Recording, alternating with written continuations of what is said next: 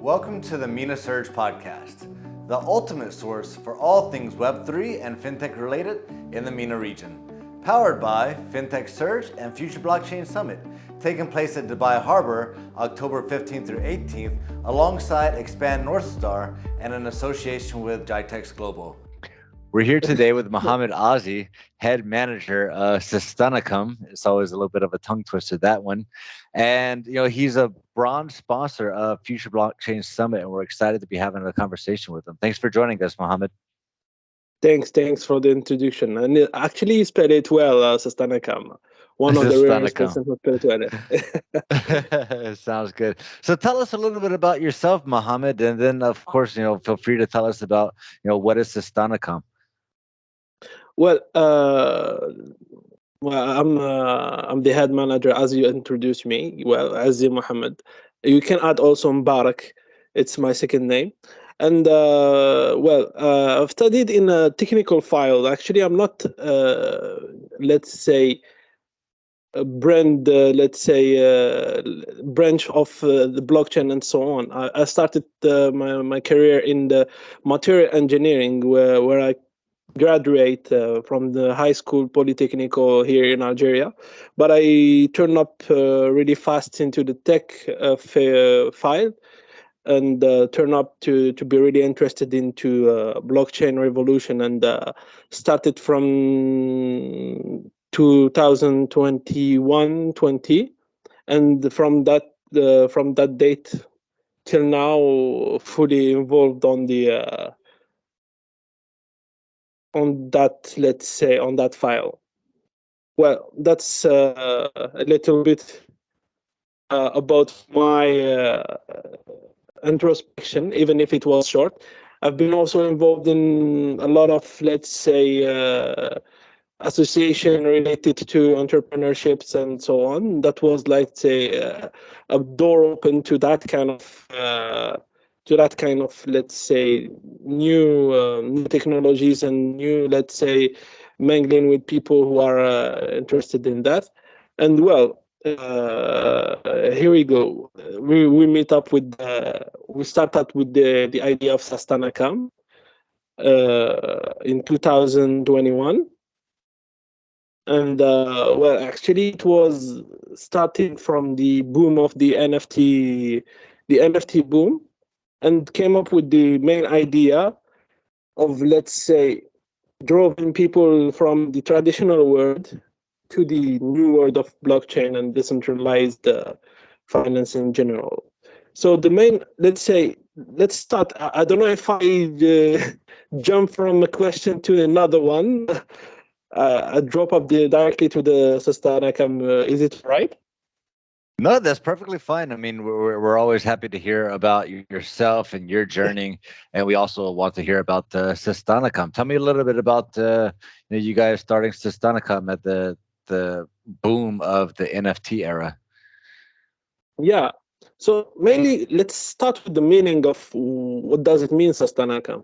I mean, it's an ancient word in Turkey, which is the ancient civilization that was here in the desert of Algeria. Not only in the desert of Algeria, from Libya to Morocco, which is a high civilization that was here before.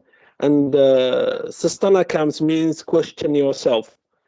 What does it mean? Like, for a Turkey is hard to, live in a desert, and that's why they're questioning always themselves from where they come to where they go. You see, so it's a kind of mindset that every, desert man or a nomad, if I may say, have to live, and to feel, to fulfill his life. So starting from that point, we believe that all the traditional shouldn't be, against the new technologies that are here involved in the new world. So that's why we initiate this project to draw, those complex, traditional businesses and let's say cultures into the new world. So that's what is Sastana made for. So mainly we have five products that we're working on, and some other projects that are coming soon also. We have an NFT marketplace, and also a rental place for NFTs. And what else? We have a non-custodial wallet. Also, we have blockchain-based games.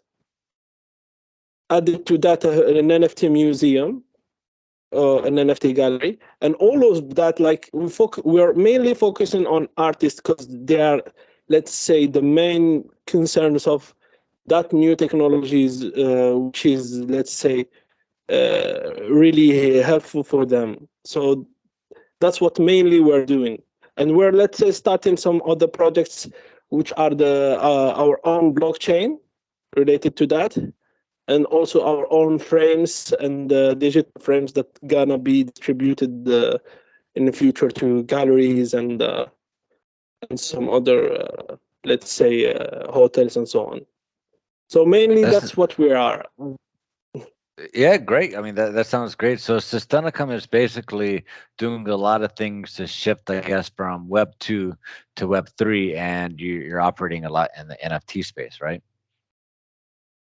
Yeah, but not really. It's mostly tokenizing stuff. NFT Hmm. is the manner, let's say, the tool to reach out those things. We are also aiming also to, as I said, to try to drove the traditional world to the new world, and that will be made by tokenization. You see. Yeah, for sure. And so, one of the things that I was really interested in that I haven't really heard a whole lot of before is you were talking about NFT rentals. Yeah, exactly. Yeah. We are one of the, let's say, the rarest person that are going through that kind of kind of journey, if I may say, that of renting NFTs. We don't say that it doesn't exist before. That some companies went to that, let's say, trip without, let's say, having, let's say, a kind of business model. Our business model is quite different because we're focusing mostly on fine arts and let's say the it real values. And let's say the absolute idea, and when if it goes, let's say, really deep, we the main idea is to make, for example, if you have the Mona Lisa in the Louvre Paris, and it's really hard to get the Mona Lisa, right? In Right, of course. any yeah, definitely, yeah. And it's really expensive to drop it from a place to another with assurance. Like, the main idea is to rent the Mona Lisa somewhere else other than the Louvre without moving it for a certain period of time, and it will be like Okay. the real Mona Lisa. You see, the real digital Hmm. version of Mona Lisa. So Okay, that's that's the amazing. absolute, let's say, idea behind that project. Okay, cool. So I guess it's kind of like so you would see like kind of art galleries or NFT galleries sort of renting an NFT for the time being so they can display it at an event, but they don't actually own that NFT, I guess you can say. Yeah, Okay, exactly. that's Yeah. great. And it, actually, what you've just kind of exposed to me is that's an entirely new way to make money off of NFTs, right? So obviously, with an NFT, you can buy it. Hopefully, it appreciates in value. You can sell it at more. You can buy it, and it might have some sort of benefits that return dividends back to you in some sort of way, whether that's through a membership into a club, for example, Board Ape Yacht Club, or you have some sort of ownership Hmm. of let's say like a movie project or a music project, and the profits come back to you because you have the NFTs for it. But yeah, if you have, let's say, a super valuable piece of NFT art and somebody else wants to display that art at an event, then yeah, you can also charge just a rental fee for letting them display your NFT because once again, you own the NFT and nobody's allowed to display it without your permission. Exactly. Yeah, that's what was the main idea. Like we're focusing on on the fact that we want it like more physical, like traditional business way. You see, like I don't know if I can if I can explain it. Let's say it's more like, in business. What that's what can do as actually a kind of traditional business way in a tree in a web tree. Great. You hear And me? so yes, so you broke up for just a little bit. I just wanted to make sure that you were finished talking before I jumped in with the next question. Um, yeah, so with your time being in this space, and obviously NFTs specifically have had a big boom. They're a little bit more in a bear market now, but for me, it's kind of been a great opportunity to kind of really see the value of NFTs. Really create proper use cases for NFTs. And I think that beyond the whole let's buy an NFT, hopefully it'll go up 100x in value. Now we're actually seeing the values of NXT, which is, maybe you can hold on to a Mona Lisa and you can rent it, or you can, hold on to something for a movie project or a music project. And we're really starting to see that, there's exciting things that NFTs can do, not just a matter of I want to buy it and hopefully it'll be worth a lot of money someday. So with your experience in the industry and being in your specific industry or your sector of the industry, could you discuss some of the potential impacts that blockchain and Web3 have on various industries such as finance, healthcare, supply chain management, entertainment, etc.? Well, definitely, like it can be, let's say, a huge if every industry starts to adopt it. And actually, there is some industries that are involved on that. Like I can't name any of them for the moment, but definitely some people are involved in it. Let's say, for example, in a finance.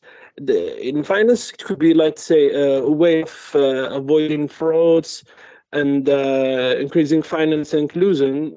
And let's say in health, for example, also a secure patient's record and using of the data of the patient and having, let's say, a clear vision of his background and so on.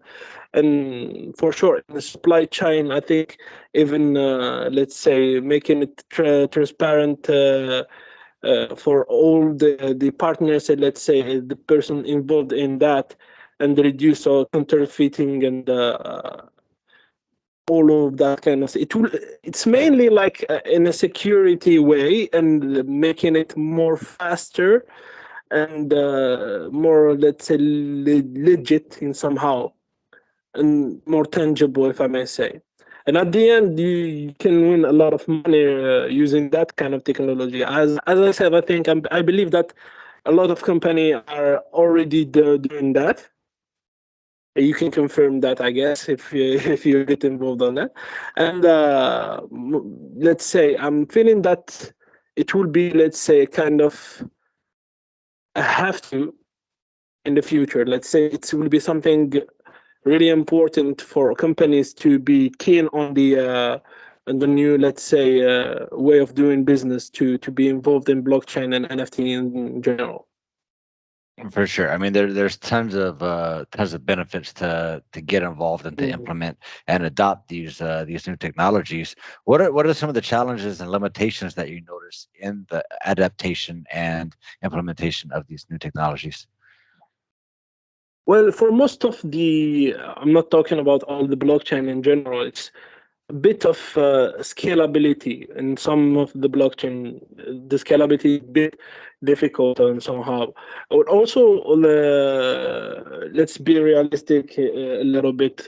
For some countries, the regulation is quite hard regarding that kind of technologies.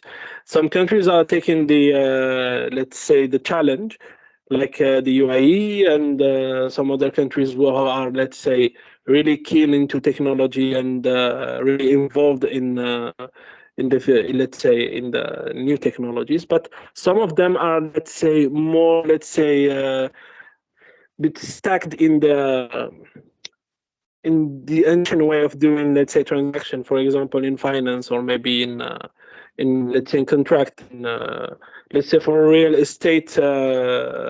It can be also one of the cases that I'd already forgot. It was the real estate case, which is one of the high demanded case to use case in blockchain that can be like really sort out by that, and the regulation in that specific case is a bit difficult all over the world.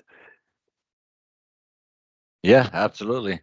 And you kind of touched on it a little bit, but I was hoping you could elaborate a little bit more on how do you see blockchain NFTs changing dynamics of ownership and collecting art specifically globally? I mean, we definitely have seen, as you mentioned, that NFT boom where everybody's buying these blue chip NFT art NFTs, but we're seeing a little bit of a slowdown with that.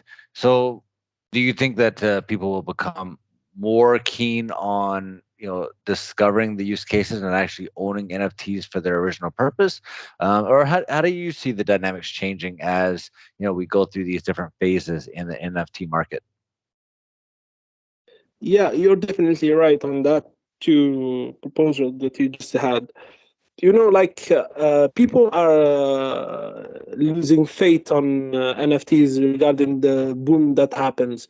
Like they misunderstood, if I may say, they misunderstood the real and the real meanings of what does it mean in an NFT, which is a non-fungible token.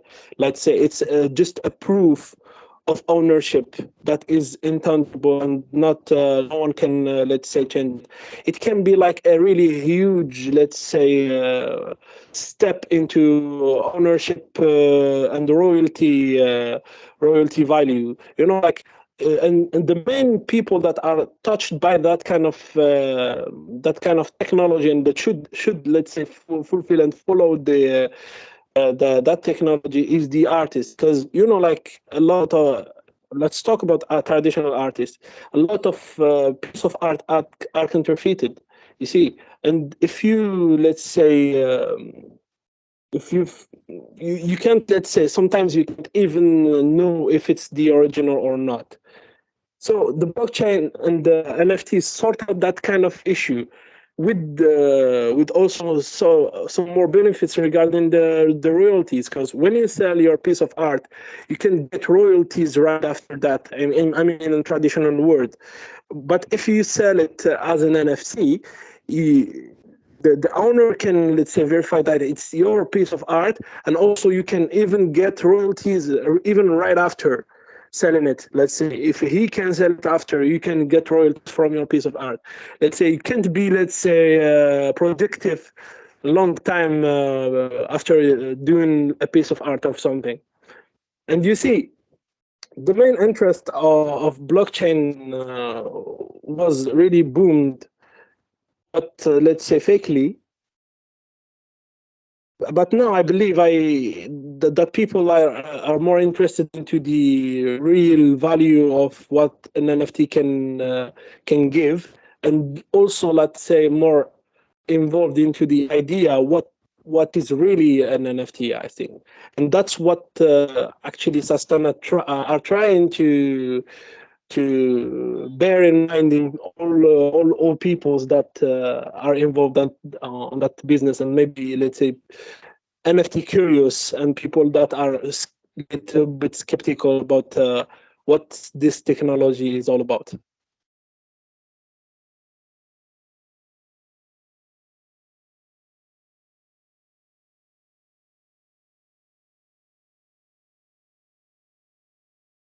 Can you hear me?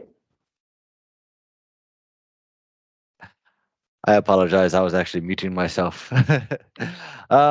So speaking of some of the industries that that you're tapping into, and all the different ways that NFTs and blockchain can uh, revolutionize different industries, some in a more obvious way than others. What are some of the specific industries that Sastanaqqam is aiming to tokenize or digitize? Well, the main interest on of Sastanaqqam is to, first of all, I'd say the more obvious domain that need to be tokenized is art in general. That because it's the most, let's say, winner in that, let's say, blockchain revolution and the Web3 revolution. And right after, maybe getting into gaming and maybe into, let's say, more, let's say, I think we believe that we can implement it in all of the, let's say, the old fashioned transaction and all paper, let's say, transaction, if I may say. We are also thinking about the real estate tokenization, adding to, as I said, gaming and also contractors, smart contract regarding the ownerships in different also industries in general. Okay, great. And what are some of the benefits that you see these advancements or that Sastanaqqam foresees in the tokenization and digitization space? Obviously, we know this is it's a fairly new market, so it stands the question of where does it go from here? In 5 years, 10 years, what is this space going to look like? We definitely believe that every transaction in future will be, let's say, under blockchain in somehow, and everything will be, let's say, verifiable and sustainable in somehow.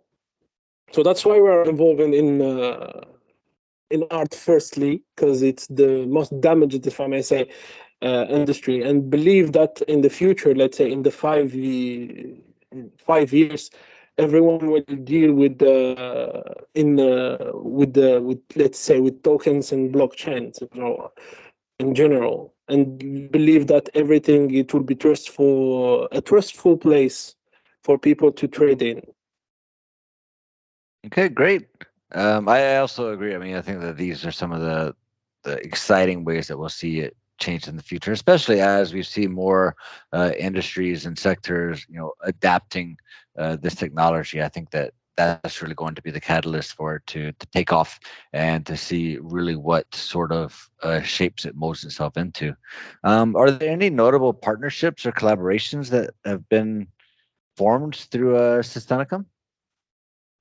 Yeah, definitely. To reach that kind of quality and, let's say, trustful relationship with our future client, we got involved in several partnerships with some experts like Bright Node, which is a Switzerland company. Also, we're in contact and partnership with the CoinStore for the listing in the future, and some other, let's say, companies, small other companies.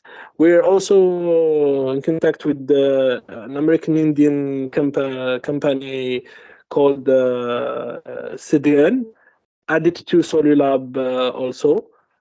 We also in development phase with the Unixoft, which is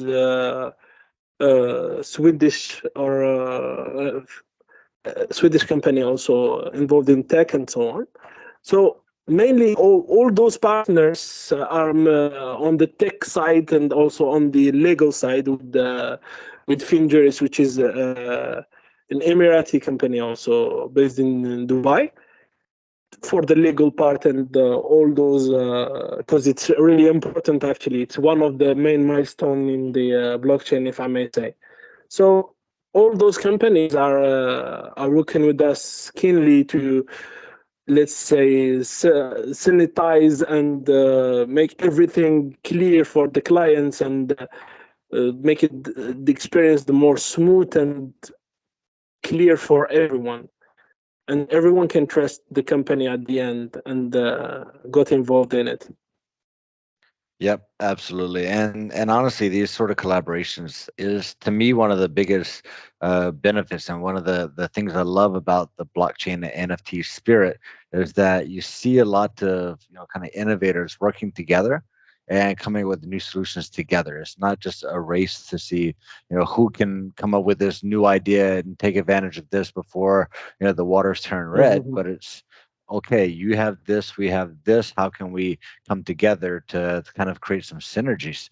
And kind of one of the things that you and I were talking about before is that the adaptation and implementation of this technology is one of the things that sort of holds us back, right? The technology is there, the idea is there, but it's just a matter of are the authorities going to take it on board and make it easy for users to use? Is this something that people are going to learn about in order to kind of understand the benefits of this, or how long is it going to take before we don't have to keep explaining what NFT stands for or what blockchain means, whereas people can just understand, okay, I get it. Kind of the way that they understand what the internet is now, they should also understand what blockchains and NFT means, kind of in the broad scheme of things. And I think it's just a matter of time before it's a lot more common of a an understanding, right? Yeah, definitely. Yeah, totally sharing your point of view. And as you said, like the past, I don't know if you reach up to this past years, but internet was exactly the same at the same way. Like it wasn't made for anything like business, for example, or maybe Hmm. let's say communication. So everything changed up and turns out to be more clear for people. You know, like every rupturous technology have to pass by that kind of a kind of beer understanding, not a beer market, beer understanding. Yeah, absolutely. And I think that one of the things that some of these other industries just kind of get right is, highlighting how this benefits people and how it benefits business, as opposed to explaining the technology. And I feel like that might have been one of the downfalls of just kind of the communication of, what blockchain is and what NFTs are, is that I think the average person doesn't necessarily need to understand what blockchain is or how it works. Whereas, for example, we started off with the internet. We didn't really need to understand how it works. All we needed to understand is that you can log on and you can see the news and you can chat with your friends. And that was obviously, you know, Web one, the first version of the internet. And then we moved on, and now you can log on and you can create profiles and you can create content and you can get notoriety and you can build businesses from the internet. Again, we still didn't need to know how the internet worked. We just needed to know this is something that you can do with the internet. And I think that that's some of the things that we definitely at Future Blockchain Summit at our show is we try to highlight how it actually benefits people and businesses more so than this is what layer one blockchain technology looks like, this is how we're Mhm, exactly. implementing Yeah. so I think that that's one of the biggest things is just communicating the benefits, not just what it is. And Yeah, what are some of the exactly. things?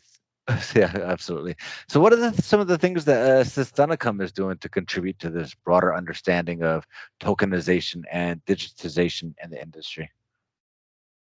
Yeah, for sure. As I said, is trying to draw even the mindset from traditional to new things, because we're gonna implement, let's say, the ancient business model of dealing and trading into the new world, if I may say. Let's say all those things that you can do in the new in the ancient world, let's say selling, buying, and all those, let's say, tangible, if I may say, understanding of trading and business should be implemented in Web3, and that's what is Sustana trying to forecast in the future blockchain event, to show how easy and, let's say, accessible and usable are the new technology if we, let's say,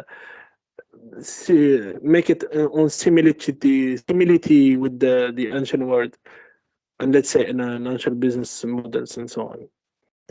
Amazing, amazing. We're definitely looking forward to seeing Sastanaqqam at Future Blockchain Summit. You guys are a gold sponsor, and we definitely love partnering with companies like Sastanaqqam. We can't wait to see some of the things that you guys are discussing, how you're kind of bringing this sort of gold standard Also, a of place to be there with you and. what's that? Sorry, it was Karen. That's why I thought you finished talking. Oh, no problem, no problem. Yeah, so we're just really excited to see Sastanaqqam, and I believe you might also be speaking on stage. Is that correct? Yeah, I think it will be. I will be on stage, but for a panel also. Yes, absolutely, and we're really looking forward to that as well. So tell us a little bit about what you're looking forward to seeing at Future Blockchain Summit. Well, actually, some of, let's say, good faith and good, let's say new blood in somehow, and new faiths, and new involves, because we really need it actually in that beer moment in the blockchain ecosystem and so on. So we need to believe that what we are doing and what we gonna do for the, let's say, the world in somehow is really useful, and people are also involved on that technology, and that's what we believe that the future blockchain event is gonna forecast and shown us at first, and show to all the people that gonna be there also. Great, great. We're really looking forward to it. We're looking forward to seeing you there. As you know, we're at a new location this year. We're going to be at the Harbour from October 15th through October 18th. So we're actually opening on a Sunday. So we're really excited to get some weekend crowd in there. You don't have to take off of work, starting on a Sunday. And of course, we're alongside Expand North Star, which is the largest startup and investors event in the world. So super exciting stuff. Thank you so much for joining us, Azzi. And we'll see you then. Thank you also, Steven, and thanks for the time that you called me, and hope to see you again there. Great. You as well.